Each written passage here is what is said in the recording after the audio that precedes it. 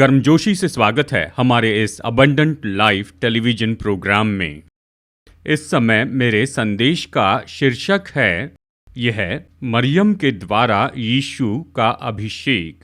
देखिए, ये तो बहुत ही अद्भुत ऐसी घटना है जो यूहन्ना के सुसमाचार में दी गई है और साथ ही मत्ती के सुसमाचार में भी बताई है।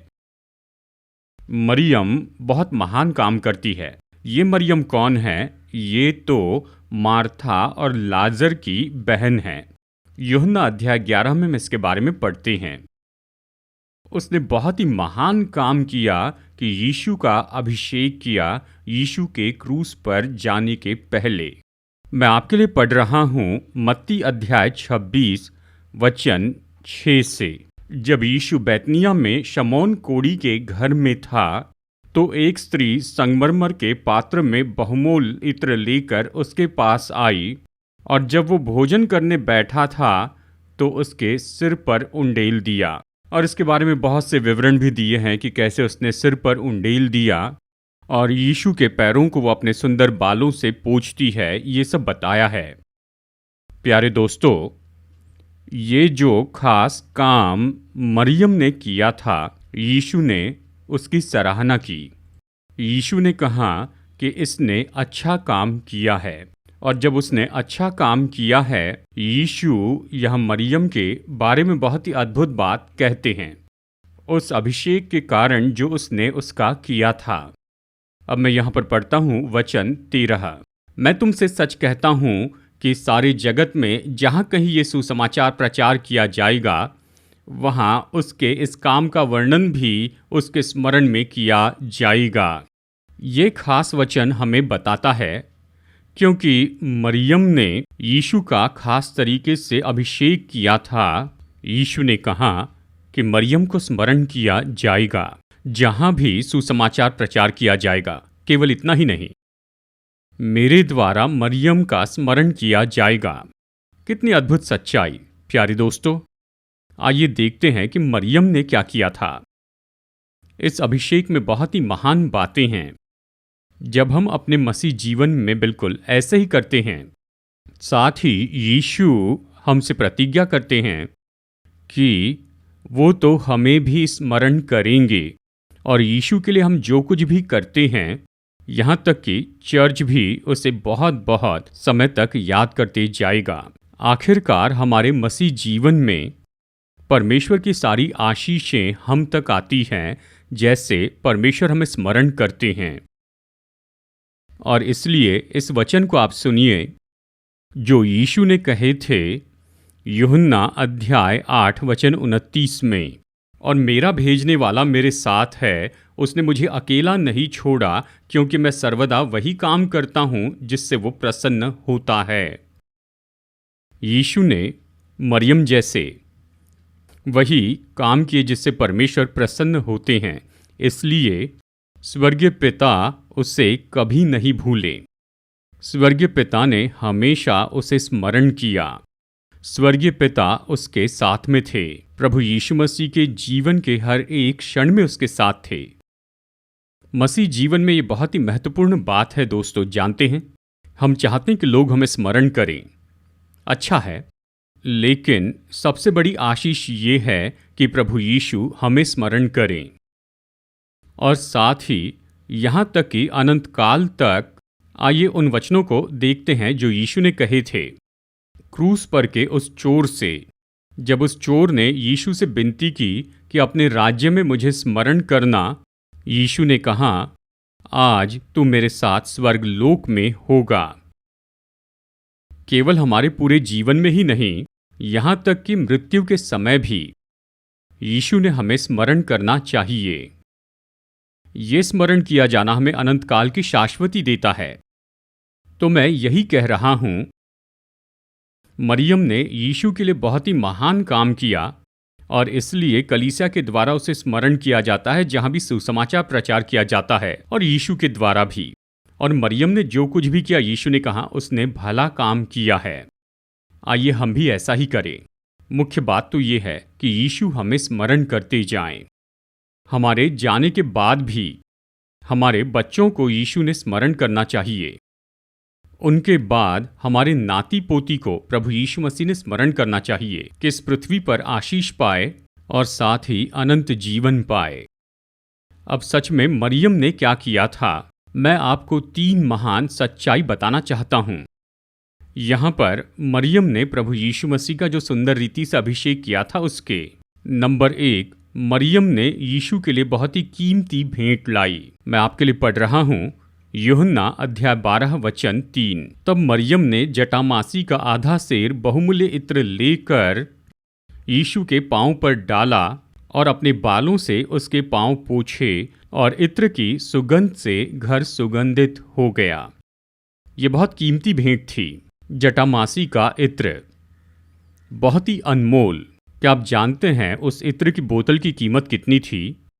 300 दिनार की। मतलब उन दिनों में जो पूरी तनख्वाह होती थी, ये तो एक मनुष्य के 1 साल की कमाई थी। ये बहुत कीमती था। मरियम यीशु से इतना प्रेम करती थी, उसने उस पूरे इत्र को प्रभु यीशु मसीह पर उंडेल दिया। दोस्तों, सामान्य रूप में हम क्या करते हैं, जब भी हम कोई परफ्यूम लेते हैं या सेंट, हम उसकी कुछ बूंदें यहाँ वहाँ से लगाते हैं और उस बोतल को कई दिनों तक उपयोग करते हैं क्योंकि वो बहुत ही कीमती है, अनमोल है। मरियम ने सबसे अच्छा काम तो यही किया था। एक वाक्य में परमेश्वर का वचन कहता है, उसने उस पात्र को तोड़ा और उस पूरे तेल को यीशु के ऊपर उंडेल दिया। ये तो सबसे ज्यादा कीमती और अनमोल भेंट थी और इसलिए यीशु ने इस तरह से कहा, इसने महान काम किया, इसे परेशान न करो। और फिर अंत में यीशु कहते हैं, क्योंकि इसने मुझे अनमोल उपहार दिया है, बहुत ही कीमती भेंट दी है, तो मैं इसे स्मरण करूंगा। बहुत अद्भुत सच्चाई। प्यारे दोस्तों, जानते हैं हम सब चाहते हैं कि यीशु हमें स्मरण रखें, हमारे परिवारों को स्मरण करें, हमारे बच्चों को स्मरण करें, हमारी नौकरी को स्मरण करें, हमारे व्यापार को स्मरण करें, हमारे चर्च को स्मरण करें, हमारी सेवकाई, और ये सब हमें स्मरण करते हुए हम चाहते हैं कि यीशु हमें आशीष दे। यीशु कब हमें स्मरण करेंगे, ये जो खास घटना है ये हमें बताती है, क्योंकि मरियम ने यीशु को बहुत ही अनमोल और कीमती भेंट दी, उसे स्मरण किया गया। और हम भी बिल्कुल ऐसा ही करें, हमें यीशु को बहुत ही अनमोल भेंट देनी चाहिए। जानते हैं सबसे बहुमूल्य उपहार यीशु को हम क्या दे सकते हैं? हम खुद को उसे सौंप सकते हैं। इसलिए रोमियो अध्याय 12 वचन 1 और 2 अद्भुत वचन ये कहते हैं। मैं आपके लिए ये वचन पढ़ता हूँ। इसलिए हे भाइयों, मैं तुमसे परमेश्वर की दया स्मरण दिलाकर विनती करता हूँ कि अपने शरीरों को जीवित और पवित्र और परमेश्वर को भावता हुआ बलिदान करके चढ़ाओ, यही तुम्हारी आत्मिक सेवा है। ये बहुत ही अद्भुत है। यीशु ने अपना बहुमूल्य जीवन हमारे लिए दिया, हमारे लिए अपना पवित्र जीवन दिया, और वो क्रूस पर हमारे लिए मर गए, और उसने हमें उद्धार दिया है, उसने हमें क्षमा किया है, वो हमें आशीष देते हैं, क्योंकि यीशु स्वयं हमारे लिए बहुत ही बहुमूल्य भेंट हो गए। इस पृथ्वी पर वो हमें बहुत से अलग तरह से आशीष दे रहे हैं, और आखिरकार अनंत काल में तो हम यीशु को बदले में क्या दे सकते हैं? हमारी बहुमूल्य भेंट, जो कि हमारा जीवन है, जिसे जीवित बलिदान चढ़ाना है। वचन कहता है ये तो यीशु के लिए हमारी आत्मिक सेवा है, और उसने हमें उसका अद्भुत उद्धार दिया है, वो अनुग्रह जो हमने यीशु मसीह में पाया है, जीवित बलिदान। जब हम जीवित बलिदान के बारे में सोचते हैं तो मैं हमेशा जलती हुई मोमबत्ती के बारे में सोचता हूँ। ये मोमबत्ती क्या करती है? जैसे वो जलती है वो प्रकाश देती है, जैसे वो जलती है तो वो घटती जाती है, और फिर आखिरकार जब सारा मोम जल जाता है तो जीवन खत्म होता है। हमारा मसीह जीवन ऐसे ही है मेरे दोस्तों। हमें अवश्य ही यीशु के लिए जीवित मोमबत्ती होना है। हमें अपना जीवन अनमोल उपहार के रूप में यीशु को देना है और उसकी ज्योति को चमकाना है। हमारे घरों में, हमारे चर्च में और समाज में और इस संसार में ऐसा करते हुए हमें जलते जाना है। हमें अपने जीवन को देते जाना है जीवित बलिदान के रूप में यीशु मसीह को, कि उसके उद्देश्यों को पूरा करते चली जाएं। अब प्रेरित पौलुस यहाँ रोमियो अध्याय 12 वचन 2 में ये कहता है, हमें यीशु के लिए किस तरह का जीवित बलिदान होना चाहिए। मैं ये वचन यहाँ पर पढ़ता हूँ, इस संसार के सदृश न बनो, परंतु तुम्हारे मन के नए हो जाने से तुम्हारा चाल चलन भी बदलता जाए, जिससे तुम परमेश्वर की भली और भावती और सिद्ध इच्छा अनुभव से मालूम करते रहो। इस वचन में प्रेरित पौलुस कहता है, यदि आपको प्रभु के लिए जीवित बलिदान होना है तो अपने मन में बदलते चले जाएं, क्योंकि मन ही आखिरकार हम पर नियंत्रण करता है। हमें प्रतिदिन अपने मन में बदलते चले जाना है और 2 काम करना है। वचन कहता है, इस संसार के सदृश्य न बने। जानते हैं दोस्तों, यीशु के लिए जीवित बलिदान होने के लिए कौन सी बात हमें रोकती जाती है? संसार, हमारी इच्छाएं, हमारी अभिलाषाएं, हमारी मनसाएं। ये हमेशा आती है रुकावट के रूप में, और ये अपने जीवन को यीशु के लिए बलिदान होने के लिए हमें रोकती जाती है। कुछ पल के लिए इसके बारे में सोचिए। संसार में ऐसा क्या है जो कि आपको रोकता है और मुझे रोकता है यीशु मसीह के लिए जीवित बलिदान होने से? सबसे पहली बात यह है कि हमें संसार पर जय पानी है, और जब हम अपने मन के उस क्षेत्र में बदल जाते हैं, देखिए, मन के बदलाव की सुंदरता तो ये है कि एक बार जब मन बदल जाता है तो जो भी उसमें जाता है वो बाहर आता है। हमें उलझन नहीं होती है। जब संसार बाहर होता है हमारे मन से बाहर, तो जो कुछ भी आता है वो संसार का नहीं होता है। और दूसरी बात, पौलुस कहता है, परमेश्वर की इच्छा में बदलते चली जाएं। ये बहुत ही अद्भुत बात है। इस वचन को फिर से सुनिए, जिससे तुम परमेश्वर की भली और भावती और सिद्ध इच्छा अनुभव से मालूम करते रहो। परमेश्वर की इच्छा भली है, ये भावती है और ये सिद्ध है। दोस्तों, ये तो ऐसा बड़ा क्षेत्र है, सभी जो लोग मसीह में उद्धार पाए हैं वो इस पर ध्यान दें। जीवित बलिदान किसके लिए? परमेश्वर की इच्छा पूरी करने के लिए। ये केवल हमारे जीवन में ही नहीं, सामान्य रूप में जब हम परमेश्वर की इच्छा के बारे में बात करते हैं तो हम सब बहुत ज़्यादा परवाह करते हैं हमारे जीवन में प्रभु की इच्छा पर। पौलुस ये नहीं कह रहा है। पौलुस कह रहा है परमेश्वर के वचन के बारे में। सबसे पहले संसार में परमेश्वर चाहते हैं कि ये संसार सुसमाचार सुन ले। उद्धार का सुसमाचार, ये परमेश्वर की इच्छा है कि यीशु मसीह के सुसमाचार की घोषणा करे। हम सबको उसके लिए जीवित बलिदान होना होगा, और इसे बढ़ाकर हम आगे भी जा सकते हैं। संसार में परमेश्वर न्याय चाहते हैं। संसार में परमेश्वर समानता चाहते हैं। संसार में परमेश्वर शांति चाहते हैं। और ये तो चर्च के द्वारा ही पूरा होगा, आपके और मेरे द्वारा। याद है यीशु ने क्या कहा, जो उसने प्रभु की प्रार्थना में हमें सिखाया, तेरी इच्छा जैसे स्वर्ग में पूरी होती है वैसे पृथ्वी पर भी हो। ये नहीं कि केवल चर्च में, नहीं, इस पृथ्वी पर, पूरे संसार में। हम इसे पूरी तरह चूक गए। हम तो केवल सारे काम करते रहते हैं अपने चर्च में, अपने में अच्छा समय बिताते हैं, और हम संसार की परवाह भी नहीं करते हैं। लोग सुसमाचार के बिना मर रहे हैं। बहुत ज़्यादा ऐसा सताव है, बहुत ज़्यादा अन्याय है, बहुत ज़्यादा गरीबी है, इतना ज़्यादा अधर्म, इतना ज़्यादा पाप। हमें इसके बारे में सचेत रहना है, और चर्च के रूप में अपनी आवाज़ हमें उठानी है कि उस पर सवाल करें, और आखिरकार संसार को सिखाए कि परमेश्वर की इच्छा क्या है, और चर्च और विश्वासी के नाते प्रार्थना करें कि परमेश्वर की इच्छा इस पृथ्वी पर वैसे ही पूरी हो जैसे कि स्वर्ग में पूरी होती है। और फिर चर्च में परमेश्वर की इच्छा आती है। चर्च तो एक बहुत ही सुंदर अस्तित्व है, मसीह की देह है। हमें खुद से ये सवाल पूछना चाहिए, क्या परमेश्वर की इच्छा पूरी हो रही है चर्च में और चर्च के द्वारा? क्या हम चर्च का उपयोग अपने लाभ के लिए कर रहे हैं? क्या हम चर्च का उपयोग परमेश्वर के उद्देश्यों को पूरा करने के लिए करते हैं? विश्वासियों के जीवन में और सेवकाई के द्वारा, और उस क्षेत्र में हमें जीवित बलिदान होना है।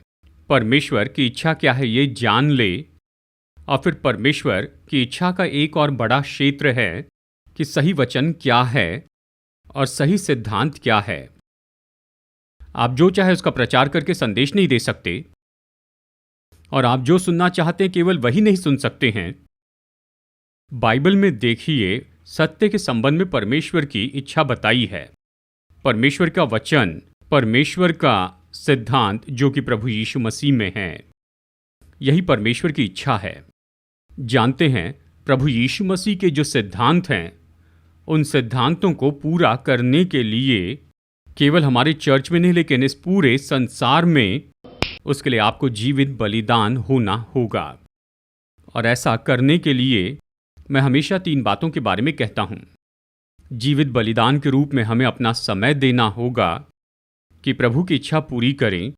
जीवित बलिदान के रूप में हमें अपनी महारत देनी होगी कि परमेश्वर की इच्छा पूरी करें। और जीवित बलिदान के रूप में हमें देना होगा अपना खजाना यानी अपना धन कि परमेश्वर की इच्छा पूरी करें। अब चलिए यहाँ मरियम का जो अभिषेक था उसके संदर्भ में वापस लेकर आता हूँ, क्योंकि मरियम ने बहुमूल्य भेंट दी थी, उसे स्मरण किया गया यीशु के द्वारा, और ये बाइबल में लिखा गया है। यही बात है, जैसे आप और मैं यीशु के लिए जीवित बलिदान हो जाते हैं, परमेश्वर की इच्छा पूरी करते हैं, हमारे व्यक्तिगत जीवन में, चर्च में और संसार में परमेश्वर की इच्छा के अनुसार अपने मन में प्रतिदिन बदलते चले जाने के द्वारा, और सच में इस पृथ्वी पर परमेश्वर की इच्छा पूरी करते हैं, तो आपको और मुझे प्रभु यीशु मसीह स्मरण करेंगे। दूसरी बात, मरियम ने इस अभिषेक के द्वारा अपना विशेष प्रेम प्रभु यीशु मसीह के लिए उंडेल दिया। आइए इस वचन को फिर से सुनते हैं। यूहन्ना अध्याय 12 वचन 3। तब मरियम ने जटामासी का आधा सेर बहुमूल्य इत्र लेकर यीशु के पांवों पर डाला और अपने बालों से उसके पांव पोंछे, और इत्र की सुगंध से घर सुगंधित हो गया। ये तो बहुत ही अद्भुत वचन है। जानते हैं, मरियम का ये प्रेम बहुत ही अनमोल था। एक स्त्री के लिए उसके बाल बहुत ही कीमती होते हैं, अनमोल होते हैं। वो तो जहाँ चाहे इसे ऐसे नहीं बिखेरते हैं, बड़ी सावधानी से बालों की देखभाल करते हैं। और जब उस स्त्री ने अपने बालों से यीशु मसीह के पांवों को पोंछा, तो ये तो बहुत प्रेम का प्रगटीकरण था। शायद जबकि वो यीशु मसीह के पांवों को पोंछ रही थी अपने उस महान प्रेम से, तो प्रेम के आंसू उसकी आंखों से बह रहे होंगे। शायद उसने कुछ पानी दिया होगा अपने आंसुओं के रूप में कि यीशु के पांवों को धो दे। कितना महान प्रेम है। और यही तो कारण है यीशु ने कहा, इसने भला काम किया है। केवल यही नहीं, और इसी बहुमूल्य प्रेम के कारण उसे परमेश्वर के वचन में स्मरण किया जाएगा जहां भी सुसमाचार प्रचार किया जाएगा, और साथ ही मैं भी उसका स्मरण करूंगा। हाँ, यीशु ने उसे और उसके परिवार को स्मरण किया, और आखिरकार यीशु ने अनंत काल तक उसे स्मरण रखा। दोस्तों, ये तो सबसे महत्वपूर्ण काम है जो हमें अपने मसीह जीवन में करना चाहिए। मसीह के लिए हम प्रेम रखें। मसीह के लिए हमारा प्रेम पहली प्राथमिकता लेना चाहिए। यीशु ने यही तो कहा, जो मुझसे ज़्यादा प्रेम नहीं करता है अपने भाइयों और बहनों से, अपने पति या पत्नी से, वो मेरा चेला नहीं हो सकता। ये तो सच में बहुत कुछ बताने वाला वाक्य है, लेकिन मुद्दा तो ये है, यीशु के लिए हमारा प्रेम तो निश्चय ही पहली प्राथमिकता होनी चाहिए। क्यों? चलिए यहाँ पर एक महान बात बताता हूँ। वो हमारा दूल्हा है और हम दुल्हन हैं। देखिए, ये बहुत ही अद्भुत ऐसा संबंध यहाँ पर जुड़ा है चर्च में और प्रभु यीशु मसीह में। दूल्हे और दुल्हन में हम सब यीशु मसीह की दुल्हन हैं और यीशु तो दूल्हा है। और यहाँ पर कौन सी बात बताई गई है कि दुल्हन का प्रेम उस दूल्हे के लिए जो कि यीशु है। पहली प्राथमिकता। इसलिए इफिसुस की कलीसिया से यीशु ने कहा, तुमने अपना पहला प्रेम छोड़ दिया और मैं तुम्हारा दीवट हटाने पर हूं। ये गंभीर है। क्यों यीशु के लिए ये प्रेम इतना महत्वपूर्ण है? दोस्तों, यीशु के लिए प्रेम तो यीशु के साथ के संबंध को स्थापित करता है। प्रेम नहीं तो संबंध नहीं। और यीशु के साथ का ये संबंध तो बहुत ही नजदीकी का संबंध होना चाहिए, दुल्हन जैसे। हम सब जानते हैं, जब किसी की मंगनी होती है तो दुल्हन जब तक कि दूल्हे से शादी न कर ले, उसका मन, उसके विचार, उसका प्रेम और सब कुछ जो है वो तो दूल्हे के बारे में होता है। यही बात है। याद रखिए 10 कुंवारियों का वो दृष्टांत। देखिए, सच में वो तो दुल्हन थी, वो दूल्हे का इंतजार कर रही थी। तो क्यों 5 को लिया गया और 5 को छोड़ दिया गया? जो ज्योति उन 5 बुद्धिमान कुंवारियों के पास थी। ये बहुत सी बातों को दर्शाती है, लेकिन खास करके यीशु मसीह के लिए प्रेम। चाहे दूल्हे के आने में देरी हो जाए, चाहे रात का समय था, चाहे वो तो सो रहे थे, यीशु के लिए उनका प्रेम तो इतना ताज़ा था, इतना सामर्थी था और इतना जीवित था। और इसलिए यीशु ने उन 5 से कहा, मेरे राज्य में आओ। और जो मूर्ख थी वो पीछे छोड़ दी गई, क्योंकि उनमें दूल्हे के लिए कोई प्रेम नहीं था। आइए इसे गंभीरता से ले। आखिरकार अगर हम आशीष पाना चाहते हैं अपने परिवार में, अपने बच्चों में, अपने नाती पोती में, सेवकाई में, अपनी नौकरी में, अपने व्यापार में और इन बातों में, ये यीशु के लिए हमारे प्रेम पर आधारित है। मैं बहुत से वचन बता सकता हूं।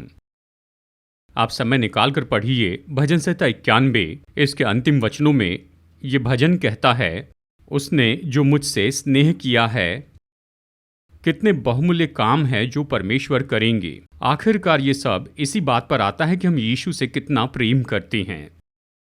यीशु से प्रेम करते हैं तो प्रार्थना में उसके साथ समय बिताएंगे। यीशु के साथ संगति करना यीशु से प्रेम करना है। यीशु के लिए बलिदान करना ये भी तो यीशु से प्रेम करना है। यीशु मसीह के उद्देश्यों को पूरा करने के लिए दुख उठाते जाना ये भी तो प्रेम है। और ऐसी दूसरी बहुत सी बातें हैं जो हम कर सकते हैं यीशु के लिए अपने प्रेम को दर्शाते हुए और इसे व्यवहारिक रूप में दिखा सकते हैं। फिर यीशु कहते हैं, मैं अपने हृदय में छू लिया गया हूं मेरे लिए तुम्हारे बहुमूल्य प्रेम से। हाँ, आपको स्मरण किया जाएगा। केवल तुम्हें ही स्मरण नहीं करूंगा, लेकिन तुम्हारी बात तुम्हारी संतानों को स्मरण करूंगा और तुम्हारी बात तुम्हारे नाती पोतों को भी स्मरण करूंगा और उन्हें आशीष दूंगा। आइए इसका अनुकरण करें कि पहली प्राथमिकता के रूप में यीशु से प्रेम करें और दूसरी बात, उसके साथ नजदीकी संबंध रखें, संगति रखें, यीशु के लिए बलिदान करते चले जाएं, यीशु के लिए दुख उठाना। और साथ ही एक और बात है कि यीशु से प्रेम करें, वो यही है कि जो वो चाहते हैं वो उसे दें। वो चाहते हैं हमारा समय, हमारी महारत और धन, कि उसके उद्देश्य पूरे होते चले जाएं। फिर तीसरी बात, मरियम ने यीशु को एक बहुत ही बहुमूल्य सेवकाई दी। 3 बातें, बहुमूल्य भेंट, बहुमूल्य प्रेम और तीसरी बात है बहुमूल्य सेवकाई। मत्ती अध्याय 26 वचन 12। उसने मेरी देह पर जो ये इत्र उंडेला है वो मेरे गाढ़े जाने के लिए किया है। देखिए, यहां पर बहुत ही अद्भुत सच्चाई है दोस्तों। जानते हैं, यहूदी परंपरा ऐसी थी, किसी व्यक्ति के मरने के बाद में उस देह को एम्बाम्ड करते थे, उस पर अभिषेक करते थे बहुत ही कीमती सुगंधित तेल से। अब यहाँ मरियम ने पहले से ही क्या देखा था वो जानती थी।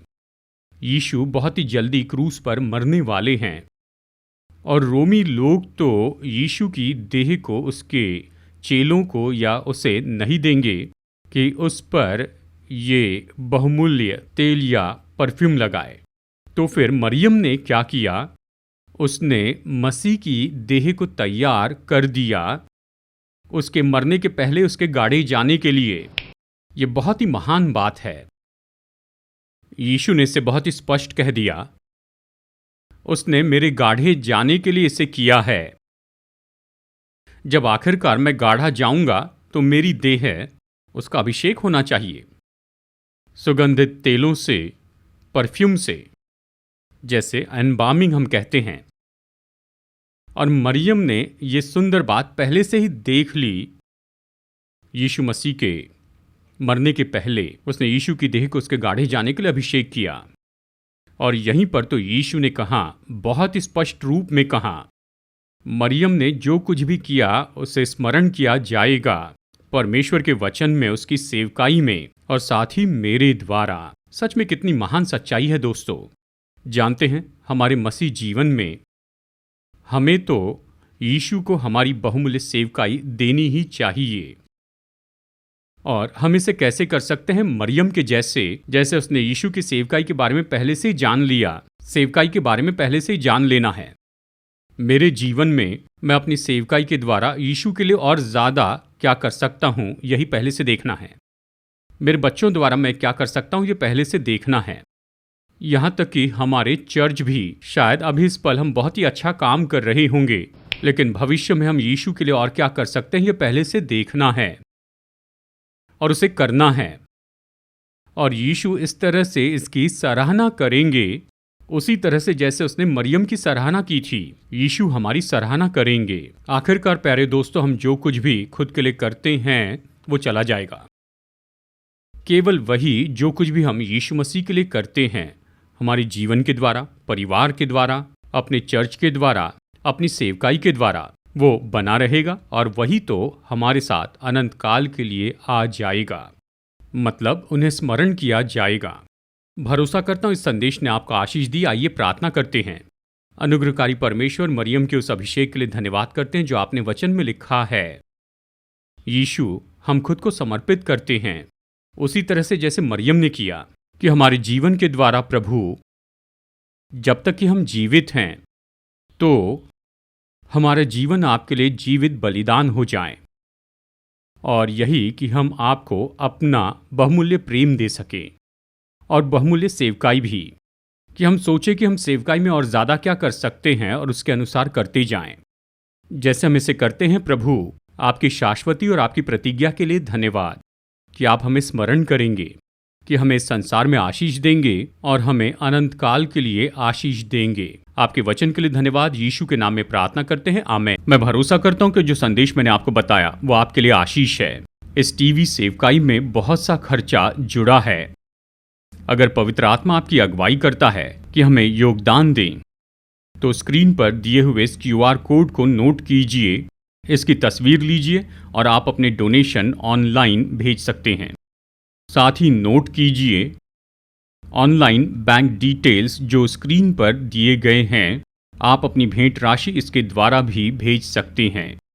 आप में से कुछ लोग पुराने तरीके का उपयोग करना चाहते हैं तो आप मनी ऑर्डर से भेज सकते हैं।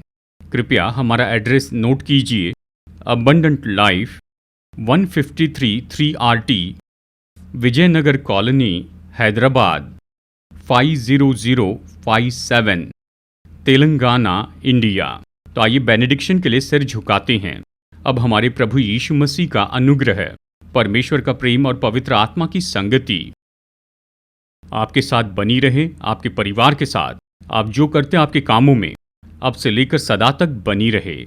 आमीन।